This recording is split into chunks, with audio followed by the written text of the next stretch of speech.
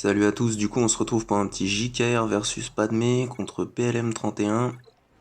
Il a tout, quasiment Relic 5, sauf GK et Relic 6, Anakin et Relic 7. Alors voilà mes Jedi bien pourris. Revan et Yoda sont Relic 4. Et en temps normal, j'utilise l'ermite parce qu'il est beaucoup mieux que le reste, étant donné qu'il met la prévoyance, il soigne, donc il est vachement bien. Mais là je vais prendre Anakin pour pouvoir garder l'ermite pour autre chose. C'est pour ça que je montrais. Parce que ma Padmé est en mousse, et vu que j'ai Anakin R7, bref, on s'en fout. Le cinquième Jedi compte même pas. Si vous voulez mettre Mace Windu, vous mettez Mace Windu. C'est vraiment les quatre autres qui font le taf.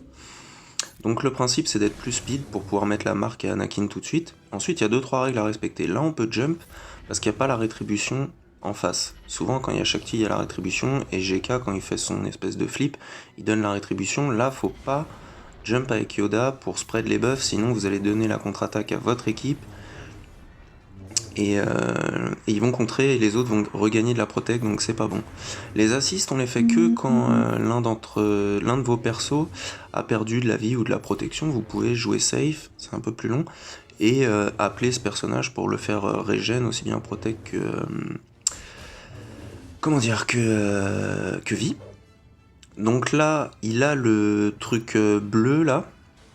Donc il peut pas être contré, Revan. Donc on peut faire l'AOE même s'ils ont tous la contre-attaque. Parce qu'il a le petit casque bleu au-dessus de lui, là, je sais plus comment ça s'appelle exactement ce truc-là.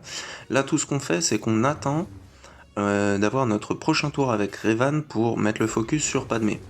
En attendant, on peut faire un peu ce qu'on veut sur les autres, on s'en contrefout complètement. Donc on va dispel GK pour le sport, hein. Voilà, inutile. Ensuite, on va focus Padmé. Et là, du coup, on va pas faire le jump parce qu'ils ont tous la rétribution, ce qui fait que ça nous mettrait dans la merde. Pardon.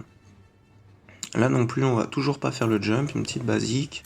On va faire perdre de la vie à Padmé tranquillement.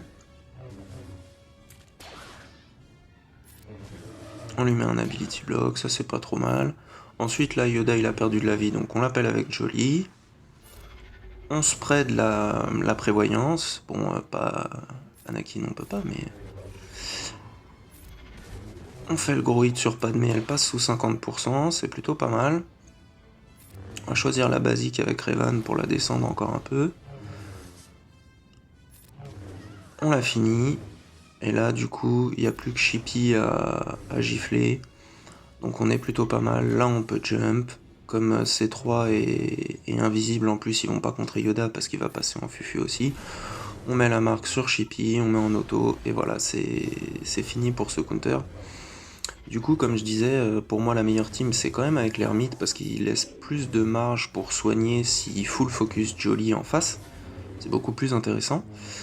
Mais là, c'était dans l'objectif de le garder pour autre chose parce que l'ermite est vraiment l'un de mes Jedi, un des seuls Jedi que j'aime bien dans ce jeu.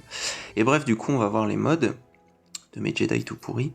Donc le seul truc qui compte sur Revan, c'est d'être un peu speed. Au-dessus de 285, pour moi, tout peut passer à peu près avec le bonus qu'il gagne avec ses petits partenaires. Le Yoda, il est censé taper fort, le mien est pas si ouf que ça, il est à 8k en R4. Mais c'est vraiment l'attaque, il a même un mode bleu, le mec, bref. Ensuite, là ça va être de pire en pire, hein. La Bastilla, elle est nulle. Et mon Jolly, il a pas que des modes santé, donc pareil, il a que 39k de santé en G12 plus 3, voilà. Donc il est pas foufou.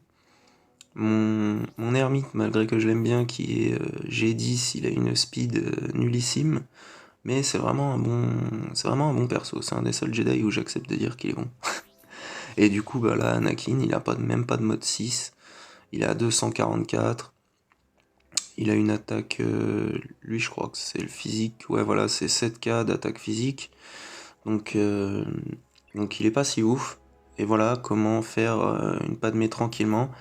J'espère que ça vous aura été utile, si je peux le faire avec mes Jedi en mousse, vous pouvez tous y arriver. Sur ce, je vous souhaite un bon jeu à tous, allez salut.